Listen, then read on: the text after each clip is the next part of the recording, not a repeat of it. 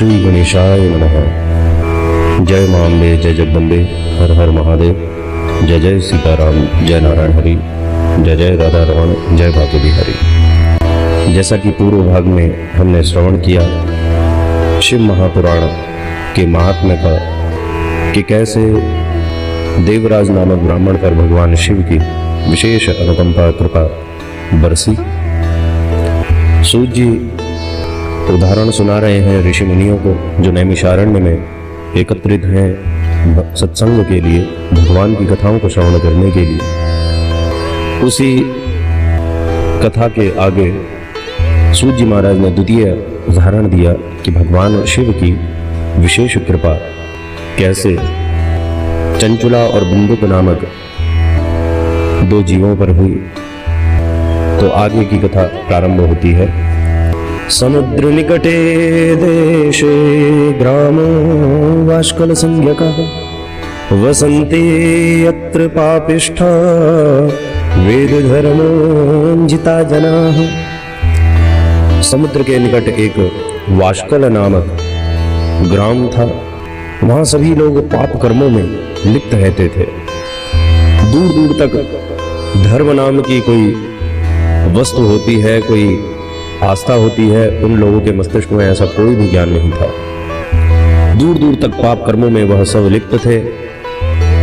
और आश्चर्य की बात तो यह है कि जो वहाँ का विशिष्ट वर्ग कहा जाता है, जो ब्राह्मण वर्ग, वह ब्राह्मण वर्ग भी केवल जाति से ब्राह्मण वर्ग था, अपितु बुद्धि से सब के सब राक्षसीय बुद्धि वाले ही लोग थे।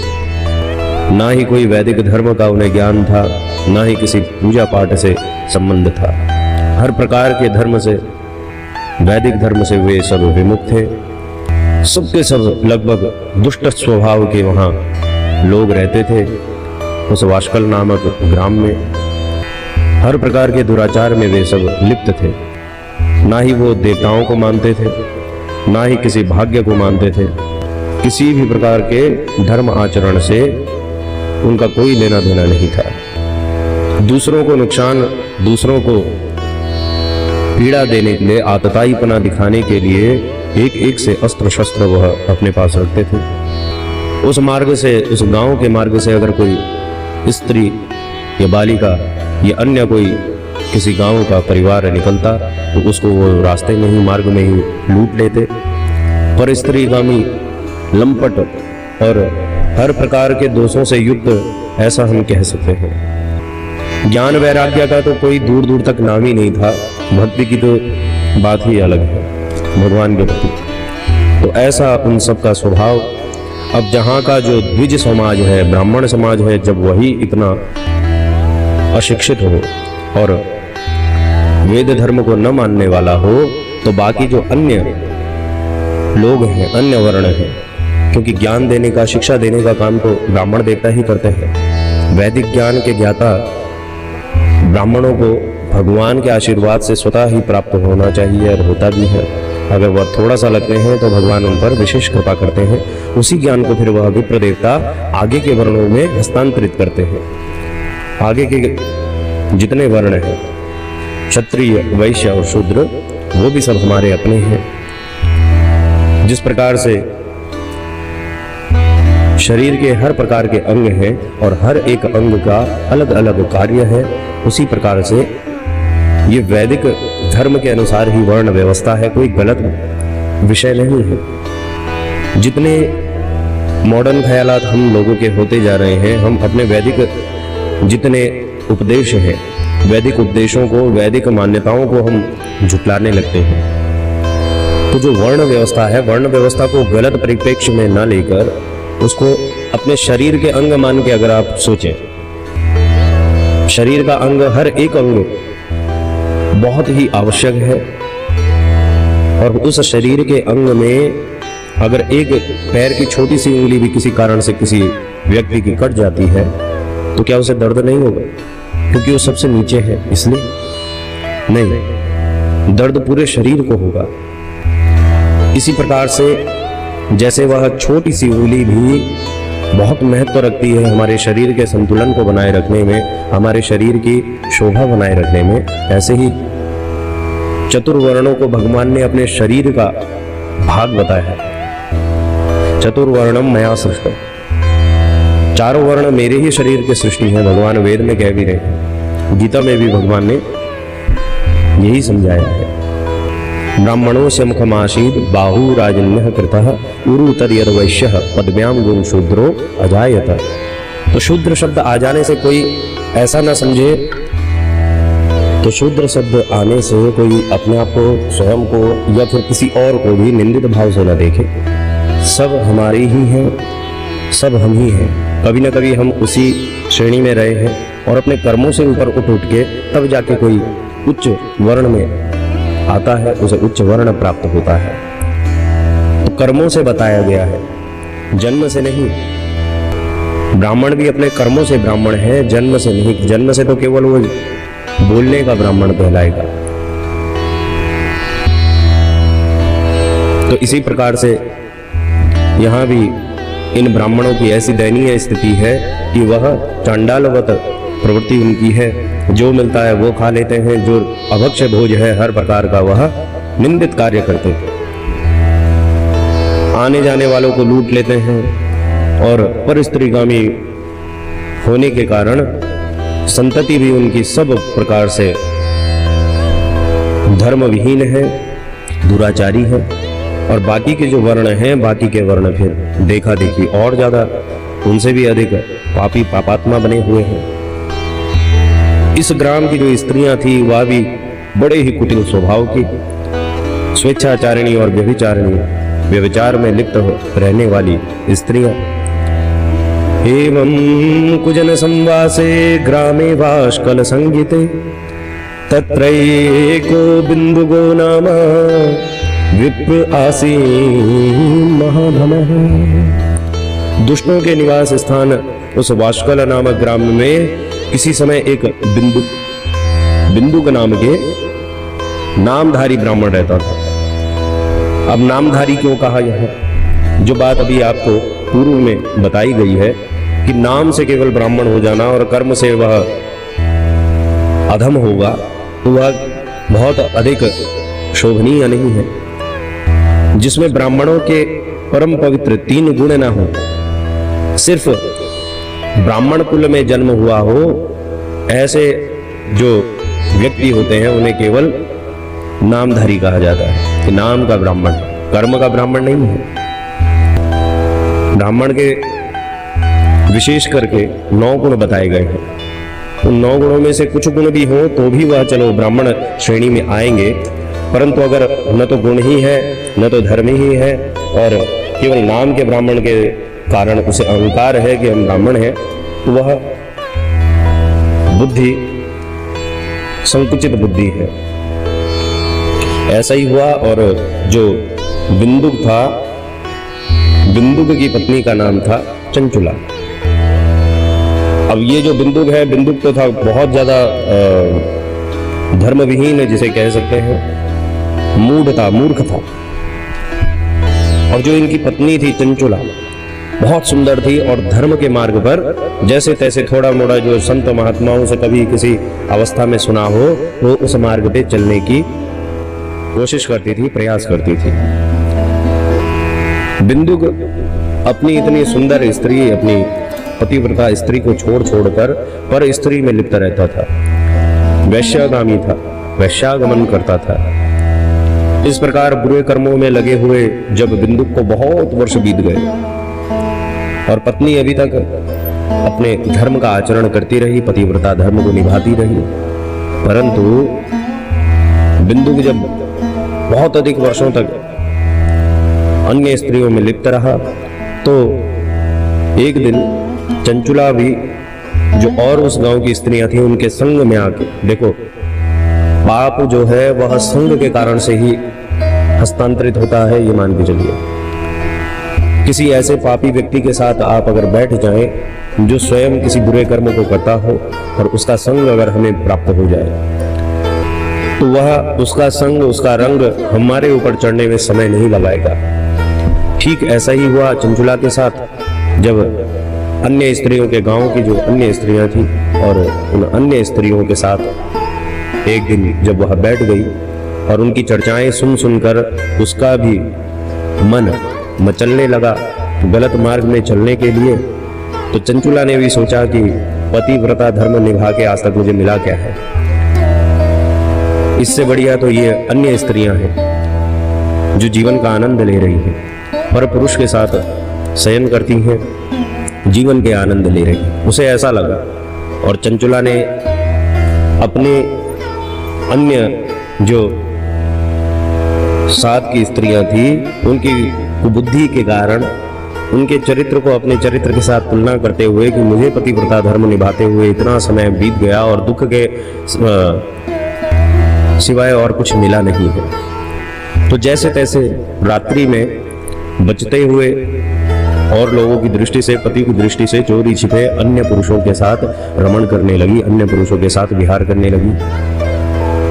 एक दिन जब बहुत बार ऐसा ही होने लगा, अन्य पुरुषों को के साथ उसका संबंध बनने लगे, तो एक दिन बिंदुक ने चंचुला को दूसरे पुरुष के साथ रमण करते हुए पकड़ लिया। दुष्ट बिंदुक ने चंचुला को बहुत मारा, बहुत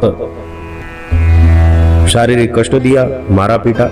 किंतु आज चंचुला को भी क्रोध आया और चंचुला ने अपने मन की बात बता दी कि भाई तुम तो इतने समय से इधर उधर हो, तुम तो स्वयं परस्त्रीगामी हो, तुम्हें मुझे उपदेश देने का अधिकार नहीं है, मुझे भी स्वयं को शांत करने का अधिकार है। जब इस प्रकार की बातें उन दोनों की आपस में हुई तो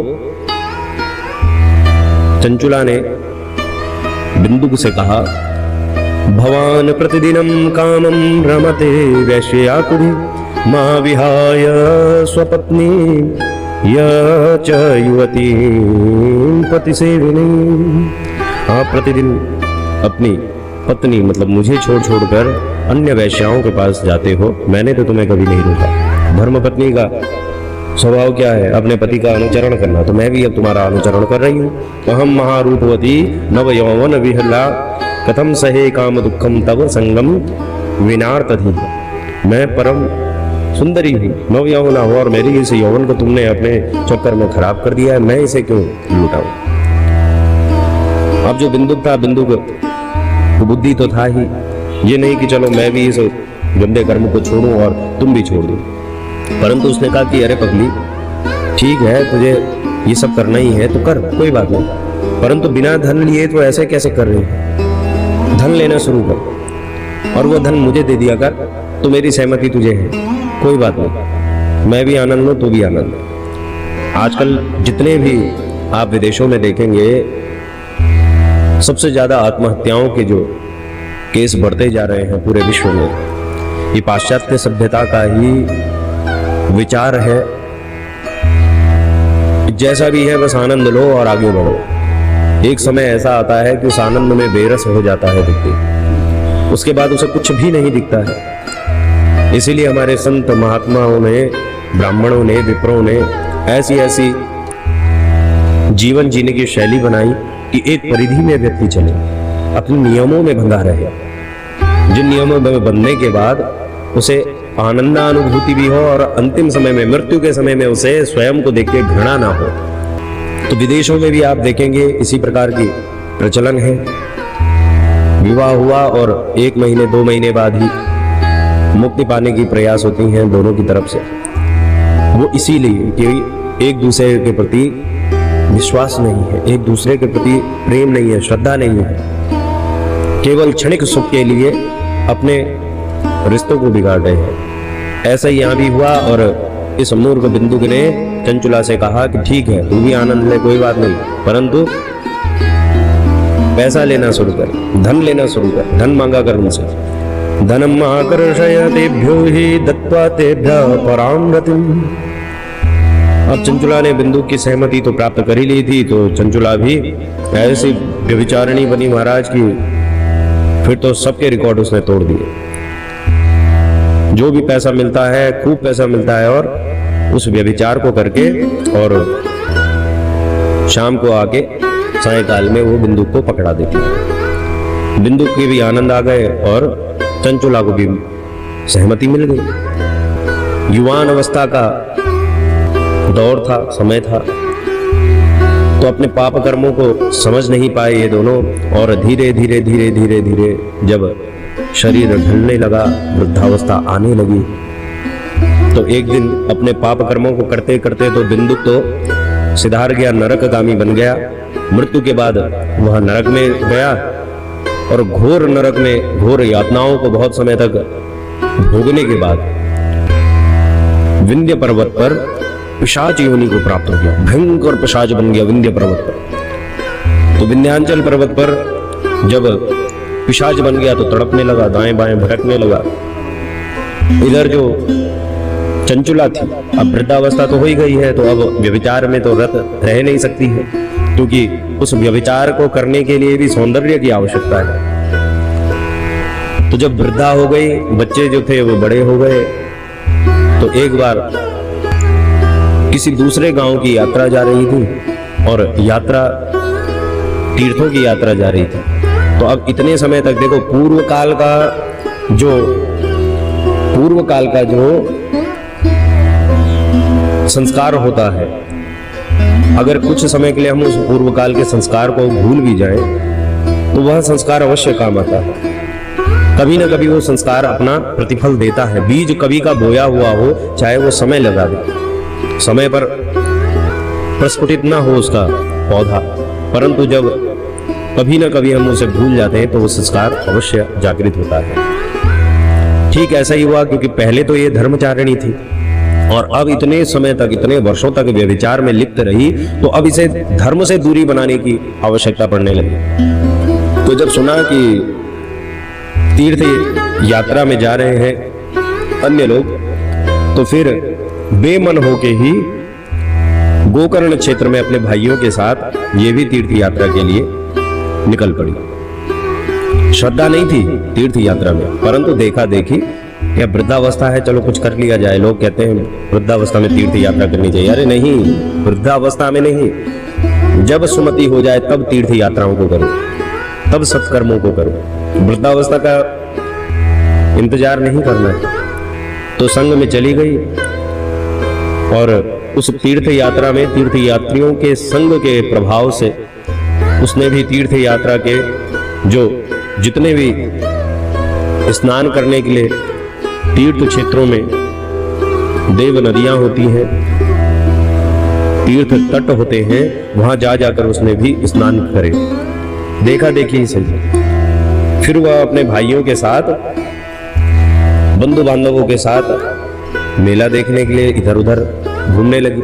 अचानक उसकी दृष्टि पड़ी कि किसी शिव मंदिर में एक ब्राह्मण शिव कथा कर रहे हैं। संयोग से उसका मन उस ओर, देखो संस्कार अपनी ओर खींचता है, संयोग से उसका मन उस तरफ खिंचा और वह उस शिव मंदिर में, जहाँ पे एक ब्राह्मण देवता कथा कर रहे थे, उस शिव मंदिर में जाने लगी। और संयोग की बात यह है कि उसी वक्त वह जो विप्र देवता थे, ब्राह्मण देवता थे, बड़े विद्वान थे और नारी धर्म के विषय में ही उपदेश कर रहे थे। वे ब्राह्मण देवता कह रहे थे, यो शितां जार सक्तानां नरके यमंकिराः संतप्त लोह परिगम क्षिपन्ते स्मर मंदिरे। संयोग से देखिए, जिस भय को अब यह वृद्धावस्था में भोग रही थी कि मैंने इतने पर पुरुषों के साथ संबंध बनाए हैं, पता नहीं कौन सा वाला पाप, कितना अघोर पाप मुझे भोगना पड़ेगा, उसी विषय में। और किसी से पूछ भी नहीं सकती थी, शर्म के कारण, लज्जा के लाज के कारण किसी से इस प्रश्न को पूछ भी नहीं सकती थी। और संयोग से उस मंदिर में नारी धर्म के विषय में ही चर्चा चल रही थी, नारी धर्म के विषय में। तो ब्राह्मण देवता भी उसी विषय के लिए, नारी धर्म के विषय में बता रहे थे। और बता क्या रहे थे? योषिताम जार सक्तानाम नरके यमंकिराः। जो स्त्रियां पर पुरुषों के साथ व्यभिचार करती हैं, तब जब वे मरने के बाद यमलोक में जाती हैं, तब उन्हें पता है कौन सी वाली यातनाओं को भोगना पड़ता है। जो यमदूत होते हैं उनके स्मर मंदिर जो योनि मार्ग है, योनि मार्ग में तपते हुए लोहे के सरिये जो होते हैं उन परिघों को डाल देते हैं और उतनी बार डालते हैं जितनी बार उन्होंने व्यभिचार किया हो। नरकों में वर्णन है महाराज, गरुड़ पुराण में जो विस्तृत गरुड़ पुराण है उसमें 27 नरकों का किन किन पापों के द्वारा कौन कौन से नरकों की प्राप्ति होती है वो सब कुछ बड़े विस्तार में सविस्तार वहां वर्णित है। तो इन ब्राह्मण देवता ने भी इसी प्रकार से कथा के बीच में नारी धर्म के विषय में बताया कि व्यभिचारिणी स्त्रियां तो बहुत ही निंदित हैं और उनको कैसे कैसे शुद्ध किया जाता है, उनकी पिपासा को कैसे बुझाया जाता है। तो जब ऐसा सुना कि इस प्रकार की यातनाएं भोगनी पड़ती हैं और यहाँ तो इन्होंने कहा कि पर पुरुष के साथ, मतलब एक बार भी हो जाए तो, और मेरा तो यहाँ पता नहीं कितना बड़ा रिकॉर्ड है। जब चंचुला ने सुना कि ऐसा महाताप वहां मिलता है और मेरे साथ तो पता नहीं कितना मैंने व्यभिचार किया है, तो मुझे तो अघोर नरक की प्राप्ति होने वाली है। कांप गई महाराज, डर गई खूब। तो चंचुला ने एकदम से जब इतनी गंभीर बात सुन ली, क्योंकि इतने समय से अब वृद्धावस्था को प्राप्त हो रही है धीरे धीरे, और उसके मन में प्रश्न यही रहता था परंतु पूछ नहीं पाती थी किसी से। आज उसे पता लगा कि ऐसी ऐसी परिस्थिति होनी है तो कांप गई महाराज और वैराग्य को बढ़ाने वाली उस कथा को सुनती रही। शिव महापुराण की कथा चल रही थी भगवान की। जब सभी श्रोता कथा सुनकर चले गए तो चंचुला एक कोने में बैठकर रो रही थी। जो ब्राह्मण देवता थे, विप्र देवता थे, अपने व्यासपीठ से उठ के जब नीचे उतरे और देखा कि कोई स्त्री यहाँ बैठी रो रही है, तो फिर रोती हुई यह चंचुला उन ब्राह्मण से कहने लगी, ब्रह्मन् त्वं शृण्वद सद्वृत्तमजानन्त्या स्वधर्मकं श्रुत्वा मामुद्धर स्वामिन् कृपां कृत्वा तुलामपि। हे ब्रह्मन, हे विप्रदेव, मैं भी एक ब्राह्मण की ही स्त्री हूं, परंतु वह ब्राह्मण तो केवल नाम का ब्राह्मण था और आप मुझे कर्म से, धर्म से और हर प्रकार से सद ब्राह्मण की प्रतिमूर्ति दिखते हैं। मैं अपने धर्म को नहीं जानती थी, इसलिए मेरे द्वारा हर प्रकार का दुराचार हुआ है। और जो अभी कथा में आपने स्वामिन, हे ब्राह्मण देवता, अभी जो कथा में आपने सुनाया वो कर्म तो मैं ना जाने कितनी बार व्यभिचार कर चुकी हूँ। यदल्लप्स्य सुखस्यार्थे स्वकार्यस्य विनाशिनम, मैंने अत्यंत थोड़े सुख के लिए, थोड़ी सी पिपासा के लिए, शारीरिक पिपासा के लिए ना जाने कितनी बार व्यभिचार को किया है। मेरे समान मूर्ख भला इस जगत में कौन हो।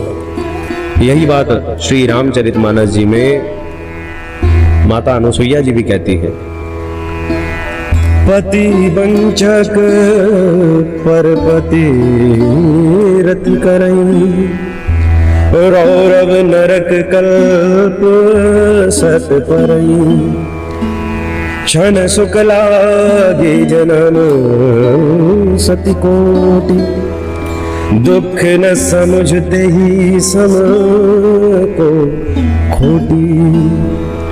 पति वंचक परपति रति करई, पति वंचक अपने पति को छोड़कर जो परपति में रति करने वाली स्त्रियां हैं, वो रौरव नामक नरक में कल्प सत 100 कल्पों तक उसे यातनाएं भोगनी पड़ती है। क्षण सुख लागी जन्म सत कोटि, थोड़े से क्षणिक सुख के लिए, क्षणिक सुख के लिए अनंत जन्मों के लिए उसे उस नरक में पड़ना पड़ता है। दुख न समझते ही सम को खोटी, जो है इस दुख को जानने के बाद भी न समझ पाया तो उसका जीवन खोटा है।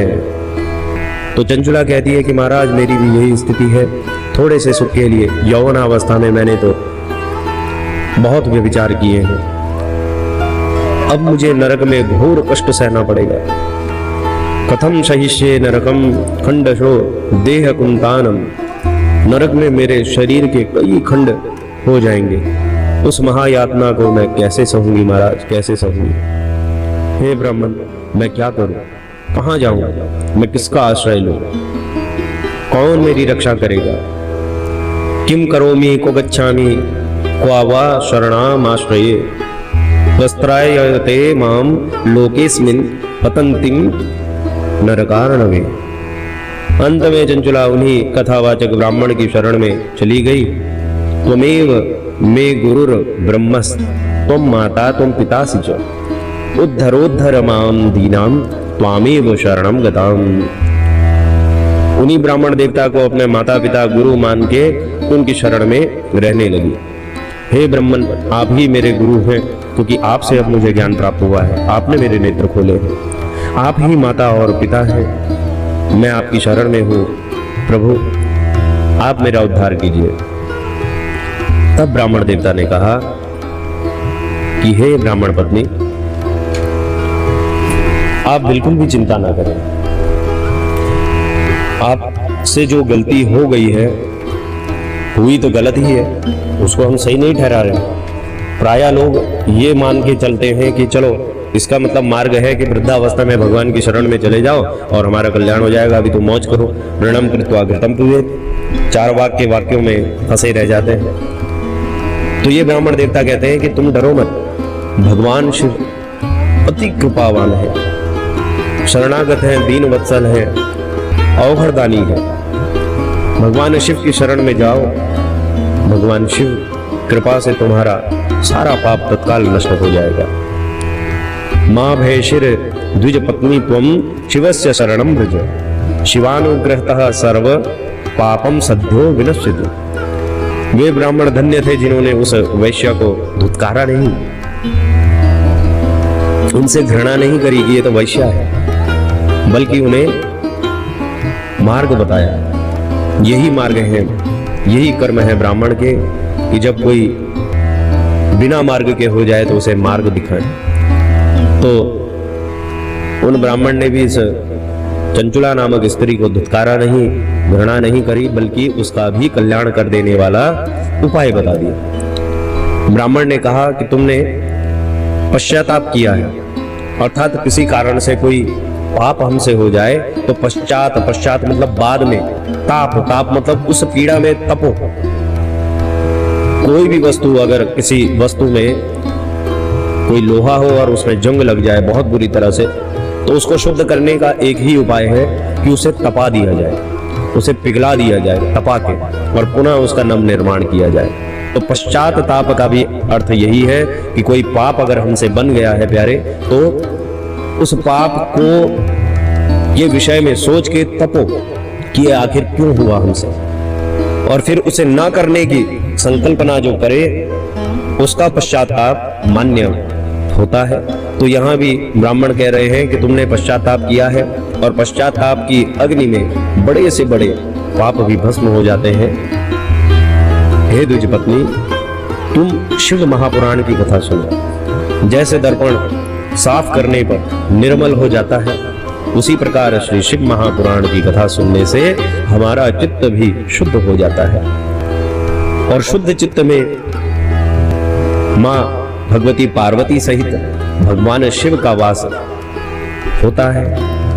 हे ब्राह्मण पत्नी, तुम विषयों से अपने मन को अब हटा दो और भगवान शिव की शरण में, भगवती पार्वती की शरण में परम पावनी कथा को सुनो।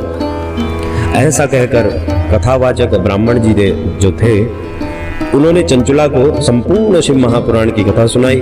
गोकर्ण क्षेत्र में संपूर्ण श्री शिव कथा सुनकर चंचुला धन्य हो गई। उसका चित्त इतना निर्मल, इतना शुद्ध हो गया कि वह निरंतर भगवान शिव के स्वरूप का चिंतन करने लगी।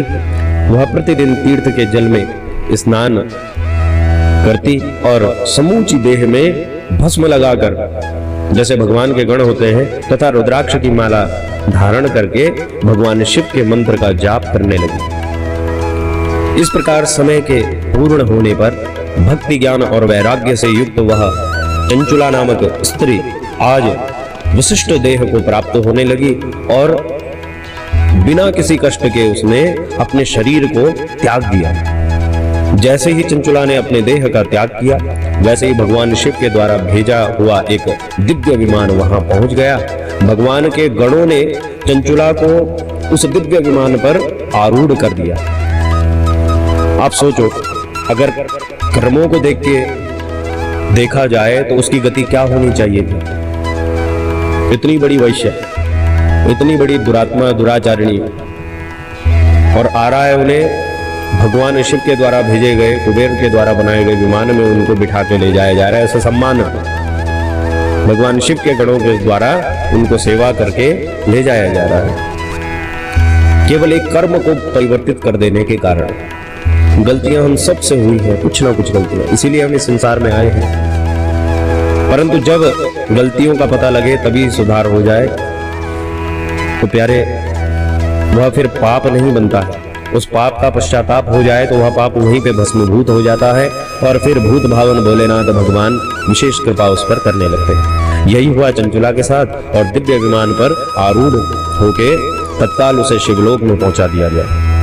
वहां पहुंचते ही उसने त्रिनेत्रधारी भगवान शंकर के दर्शन किए, भगवान शिव के दर्शन किए और विभोला होके नेत्रों से अश्रुपात होने लगे। ऐसा दिव्य स्वरूप भगवान का।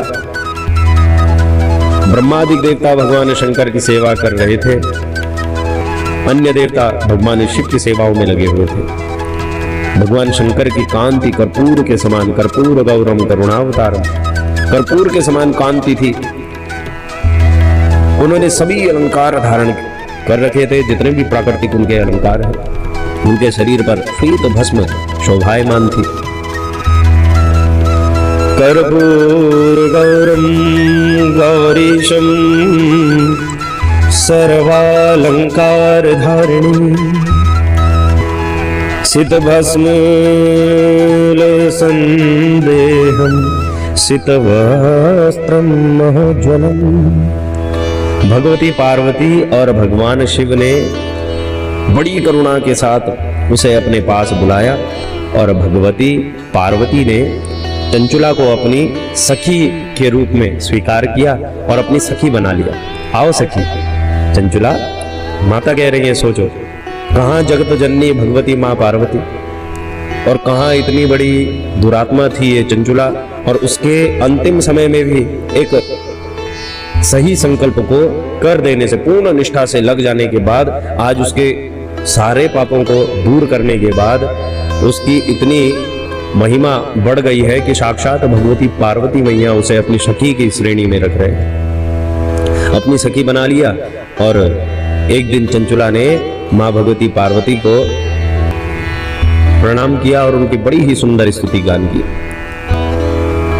गिरिजे स्कंदमातस्त्वं सेविता सर्वदा नरैः सर्वसौख्यप्रदे शम्भो प्रिये ब्रह्मस्वरूपिणि विष्णु ब्रह्मादिभिस्सेव्या सगुणा निर्गुणापि च त्वमाद्या प्रकृतिस्त्वं सूक्ष्म सच्चिदानन्दरूपिणि सृष्टि स्थिति लयकरी त्रिगुणा त्रिसुरालया ब्रह्म विष्णु महेशानां सुप्रतिष्ठा करा परा सुप्रतिष्ठा करा परा।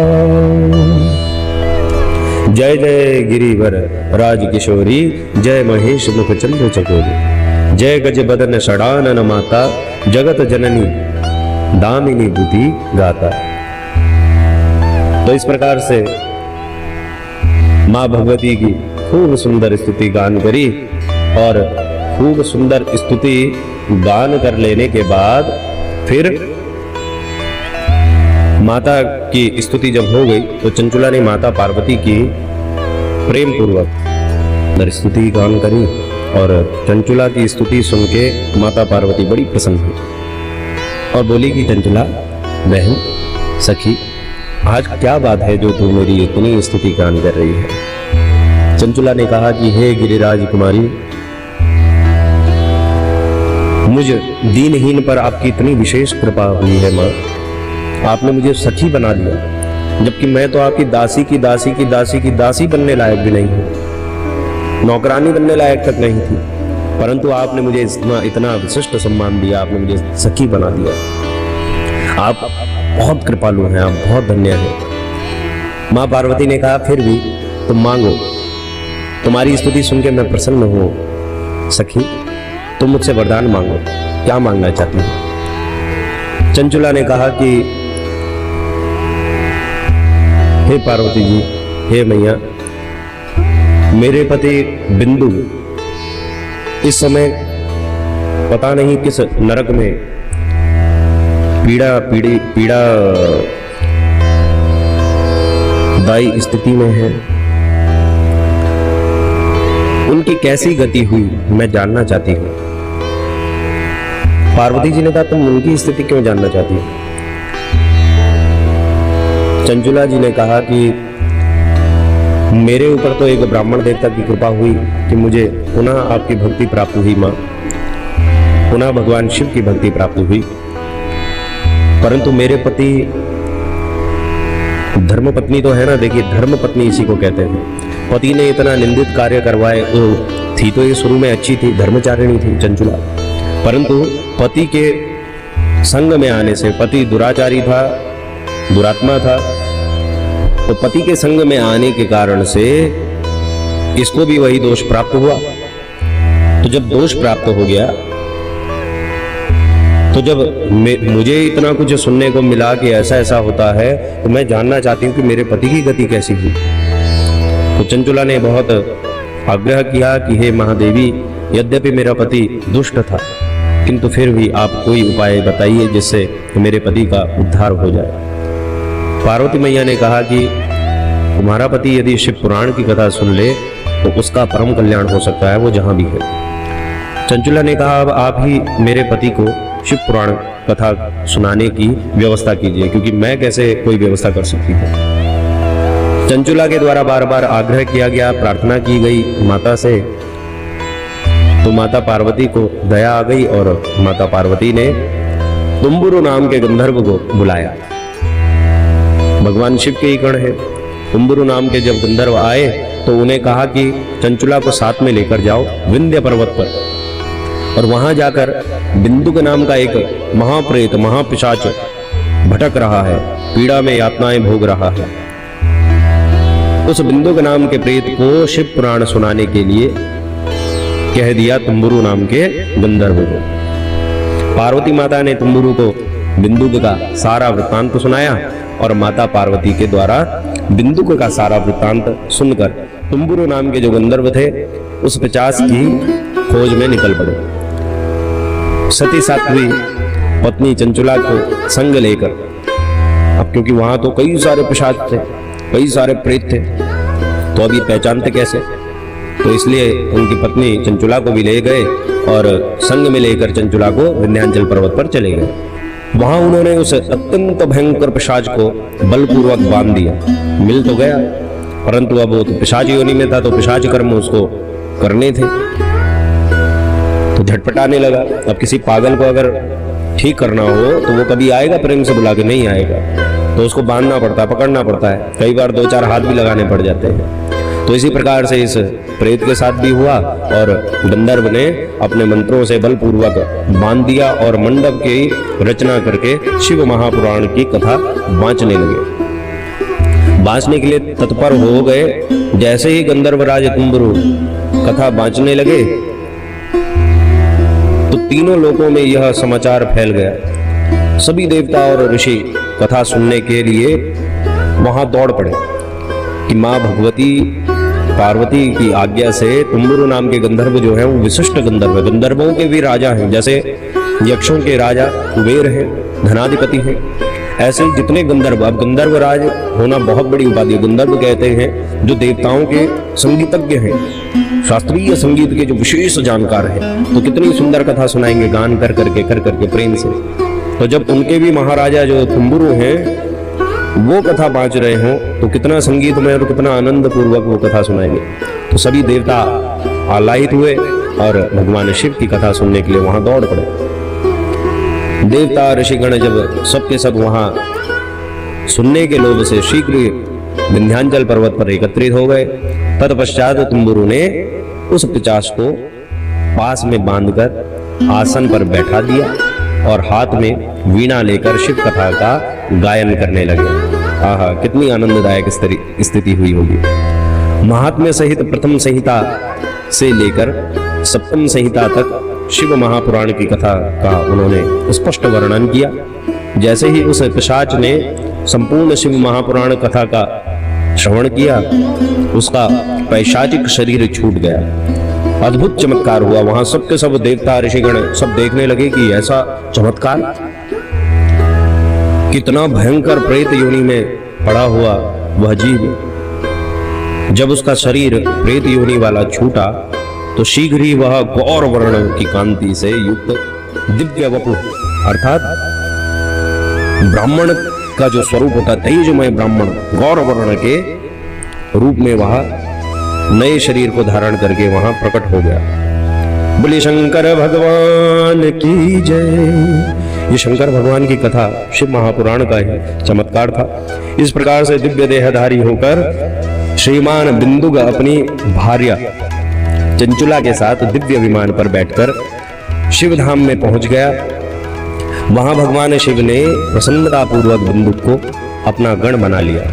भगवान शिव ने भी देखो एक क्षण नहीं सोचा कि इसके पूर्व कर्म क्या थे, इसके पूर्व निंदित कर्म क्या थे। भगवान शिव ने एक बार भी नहीं सोचा और भगवान शिव ने उस पर विशेष कृपा करी और जो और अन्य गण हैं भगवान के अति प्रिय, उन सभी गणों के साथ उनको भी अपना गण बना दिया और सेवा में उनको भी वहां सेवा का स्थान दे दिया। शिवलोकवासी वह बिंदुक और शिवलोकवासिनी वह चंचुला, जो एक समय पर महापापात्मा थे, कुसंग के कारण दोनों ही घोर नरक के गामी थे, परंतु भगवान शिव की कृपा, विशेष कृपा के कारण से, भगवती पार्वती की विशेष कृपा के कारण से शिव महापुराण उन्हें प्राप्त हुई और उनका जीवन सुधर गया, प्रेत योनि से मुक्त हो गया, आनंद की प्राप्ति उन्हें हो गई। बोले शिव शंकर भगवान की।